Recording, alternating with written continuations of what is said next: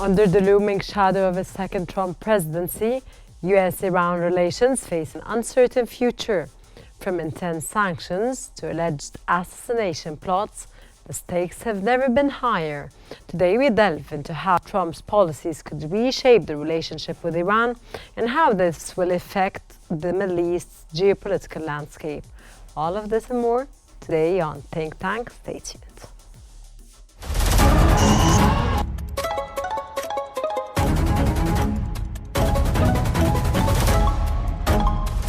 Our world is becoming unhinged.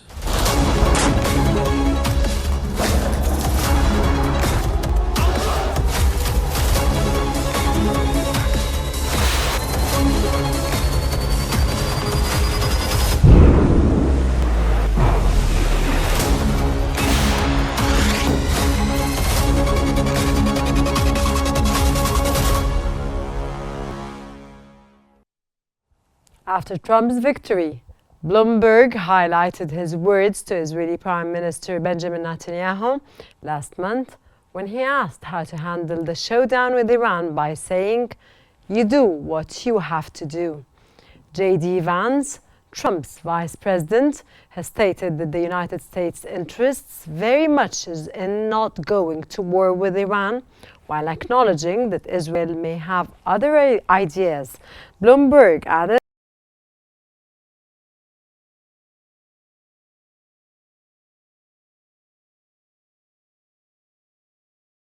Iran agreed to work together on Israeli security.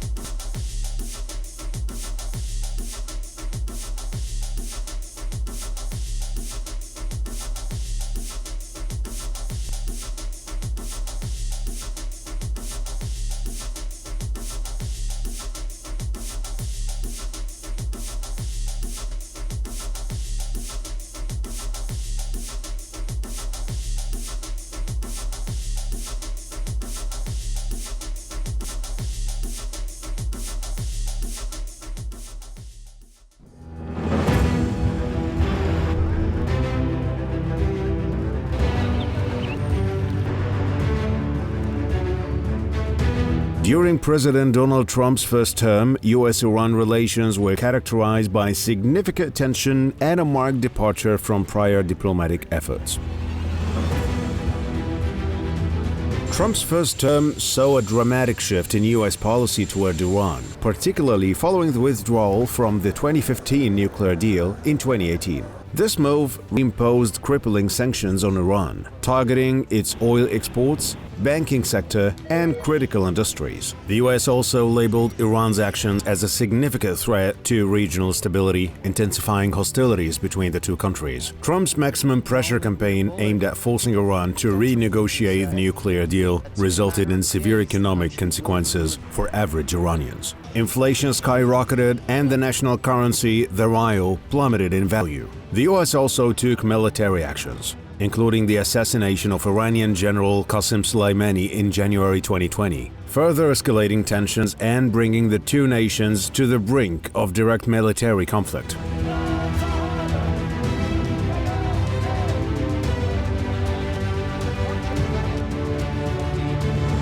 Looking ahead to Trump's second term, the trajectory of US-Iran relations could continue in the same direction, with the possibility of intensified sanctions and further regional instability.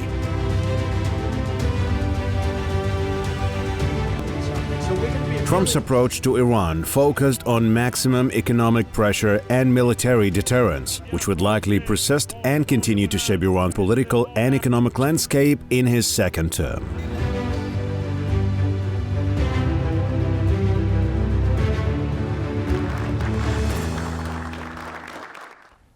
For more more analysis, we're joined by Peter Rove, a political writer for Newsweek magazine from Washington, and John Farrelly, a researcher at the Levin Center from Northern Lebanon. A very warm welcome to both our guests, and we start off with Mr. Farrelly. Sir, how does Iran view the victory of Donald Trump in the elections? Good evening, first of all. I believe that, just as it has been obvious before, Donald Trump backed out from the Iranian nuclear deal that was set out in 2015. I don't think that President-elect Trump would go to negotiations with Iran regarding the nuclear deal. So I believe we're going to have somewhat of the same scenario, but maybe less of the mistakes that happened in the first Trump administration from 2016-17 to 2020-2021. These were times where we witnessed severe economic restrictions in Iran, severe economic recession in Iran, even resulting in a 2019 civil unrest, and somewhat of a revolution. I think that for now, Iran is concerned about the arrival of Donald Trump because, as we mentioned, he won't be going into negotiations regarding the nuclear deal. Sir, of course, mentioning the severe sanctions, the severe restrictions, and the severe, of course, everything during the Trump administration, which you were discussing in 2016, you should be very pessimistic about what's going to be happen. But don't you think there's any path or means that he intends, as the president, a new president of the United States, to change these policies in favor of Iran?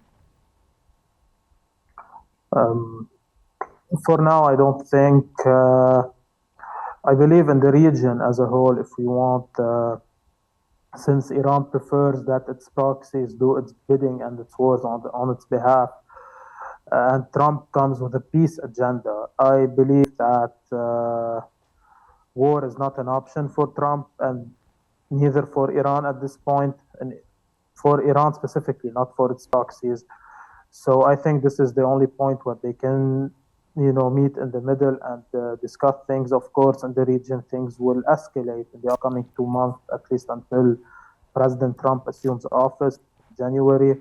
But regarding the nuclear deal, I don't think President Trump will be any flexible or pragmatic in that regard. So, sir, let's leave it there. I'll be back again, but I will move on to Mr. Rove. How does the Trump stance on Iran, is it different from Biden's approach, sir? Oh, most definitely. Definitely. Why, sir? I think that President Joe Biden's objective was to, in some way, welcome Iran back into the family of nations, while Mr. Trump intends to isolate it as a pariah.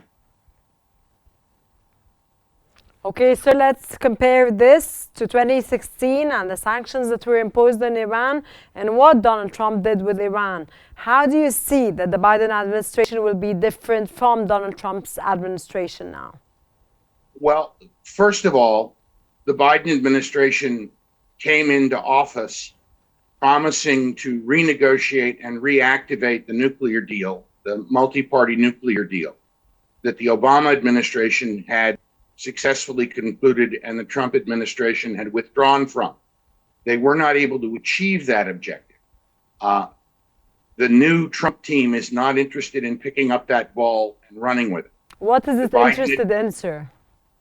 I'm sorry? What is it interested in, sir? I think it is interested in isolating Iran economically, keeping it from being able to trade with the nations of the world, starving its access to international capital so that it is unable to use that money to fund terror groups or attack on U.S. military personnel in the Middle East or in any other part of the world. Okay, how does Iran justify its stance that it is not affected by changes in U.S. policy, sir? Well, I think that they are not being truthful with the world. Who is not being truthful with the world, sir? I don't think they're being truthful with the world when they say that Iran are not truthful with the world? Iran is not truthful. I don't think that they are telling the truth. What are the differences between the 2016, sir, policies of Donald Trump and today's policies towards Iran? Again, I think the Biden administration has not been hospitable, but they have been more open to conversation and negotiation with Iran than the first Trump administration was, or that the new Trump administration will be.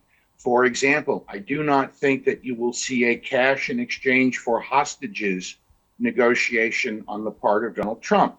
You did see that with the Biden administration. I think that, unfortunately, this creates extremely adverse conditions for the Iranian people, who I happen to believe are no happier with the regime in Tehran than we are here in the United States. But it's better than a shooting war. Okay, sir, we go back to Mr. John. Mr. John, how do you assess Iran's readiness to counter potential Israeli military operations? For now, as I've mentioned before, and Iran has stated it, that it does not want war in the region, and Iranian officials were stating that they are ready to negotiate with the U.S. Over many things in Iran and in the region. I think, as I mentioned, it's in Iran's best interest to have its proxies such as Hezbollah and Hamas and the Houthis to do its war on its behalf, and this is what they are doing right now in Lebanon and in Gaza and in Yemen. So Iran is only as ready as its proxies, and we are seeing the defeats that Hezbollah and Hamas are witnessing or being subject to. So they're not fully ready for a full-on war with Israel at the moment, but I don't think, of course, sir, with the help of the United States.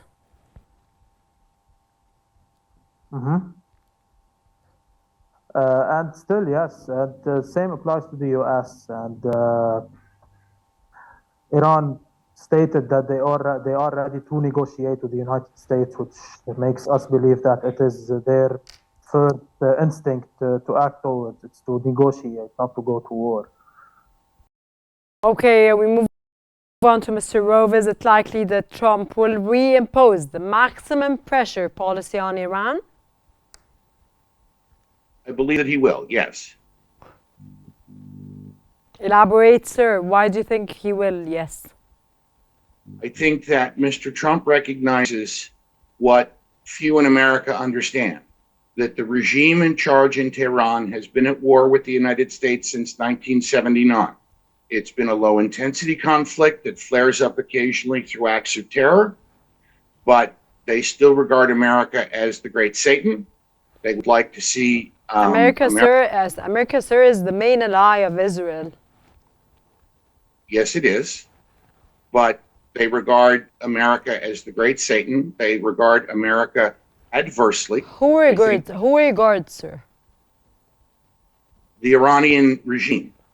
I happen to think that the Iranian people long for the days when they had warm and cordial relations with the United States. I think they look back on those days fondly. I think that the current regime is doing damage to the people. It is harmful. It is keeping them from living the lives that the Creator intended them to live. They are oppressive. They are a violent police state. And I have nothing good to say about them. Are you discussing Iran, sir, or the United States?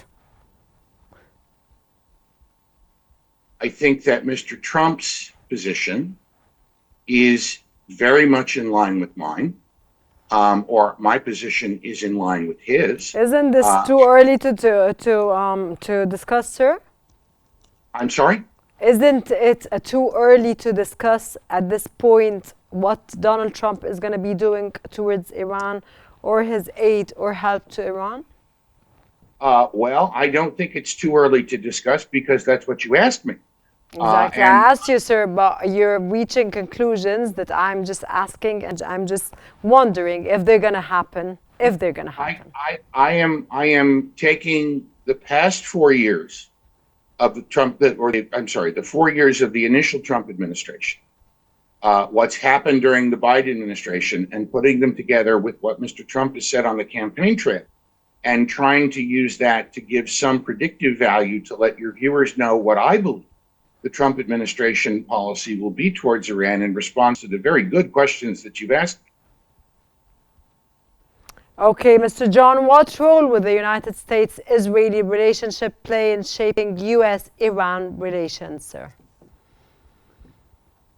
Okay, so as we also mentioned, the Trump administration and Trump during his campaigns clearly stated that he is an advocate for peace in the Near East region. And regardless all the sanctions and everything in regards to Israel and its safety and its prosperity, which is a priority for the United States and for the Trump administration, as well as the Biden administration, that everything will have to resort to peace. So for now, the message is clear. For now, all parties involved in the region have until January to sort their things out, to sort their conflicts out, because President Trump will assume office in January, and hopefully the peace talks and the situation with Iran can be put on the table, and we're going to have a very new phase in the region, a very new shift in the regional dynamics in the region. So you hope a new era or a new Iran-US relationship will be on the way and on path again?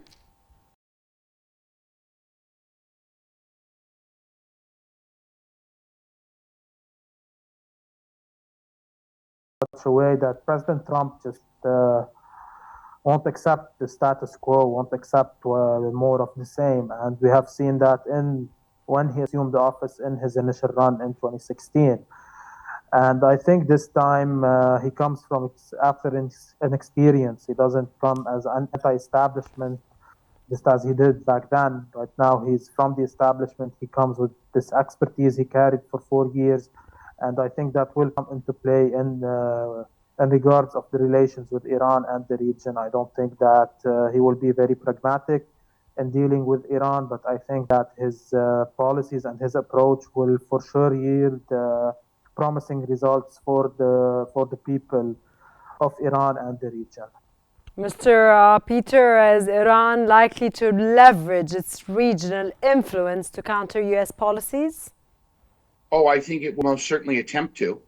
I'm not sure that it has a lot of friends in the region, but I think most of the Gulf states look at it askance. I do think as a destabilizing influence, but I think that they will try to use whatever influence they have, which it's probably more strong with European nations like France. But again, I don't think that that's going to move Mr. Trump very much. Okay, sir, don't you think that Donald Trump could keep in his second term, could continue the same direction with the possibility of intensified sanctions and further regional instability, sir? I don't think it furthers regional instability because I think that a cash poor Iran is one that is unable to, or less able to meddle in the affairs of other nations, support terror groups, or to carry out attacks on U.S. military personnel and U.S. military installations. So do you think that Trump is going to be helping Iran and the Middle East and the wars that are taking place all around the world?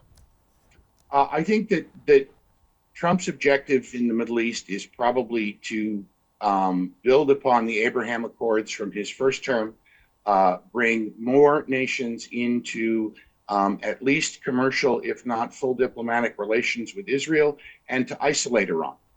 Perfect, sir. Mr. John, how will Iran balance its economic struggles with its military ambitions? That's the thing with more sanctions. I think it's going to be difficult to do that, and we have seen that in the initial run of President Trump when the economic situation was horrendous, to say the least, in Iran. I think that this will be their main struggle if, of course, President Trump chooses to actually pull out from the negotiations like he's saying he will. We can only project that in terms of military, we are seeing the impact, the results, the consequences of of the war of Iran's proxies in the region, and how they have yet accomplished anything on the ground, like from Hezbollah in Lebanon to Hamas to the Houthis. So both ends are not quite perfect as of yet. Especially the economic one will get much worse and will deteriorate as times come, especially as Trump and imposes more sanctions. Mr. Rove, if we think more about the global oil markets, what risks do heightened U.S.-Iran tensions pose for this topic, sir? Well, while answering that, I'd also like to answer the question that you asked Mr. John, and the fact is that you can't reconcile declining economic conditions with military ambitious programs. We saw this in 1988 and 1989 as the Soviet Union collapsed because they could not match the U.S. militarily in the buildup that it started with President Reagan in his first term. And so Gorbachev had to liberate the economy, introducing perestroika and glasnost, which led ultimately to the collapse of the Soviet Union, the end of Russian communism, expansionist Russian communism. I'm hopeful that the same kinds of pressures might bring down the regime in Tehran in favor of a multi-party democratic state. Of course, the danger is that a collapsing government could lash out irrationally and decide that if we're going down, to put it in colloquial English, if we're going to go down, we're going to take Sir, do you want Mr. John to answer you with regards to what you're saying? No, I just wanted to answer the same question that you asked him because I thought it was an excellent question. Thank you very much, sir, for thinking it's an excellent question, but I just wanted him to answer what you were saying so we could get into a debate about what he thinks and what you think and get closer. What do you think?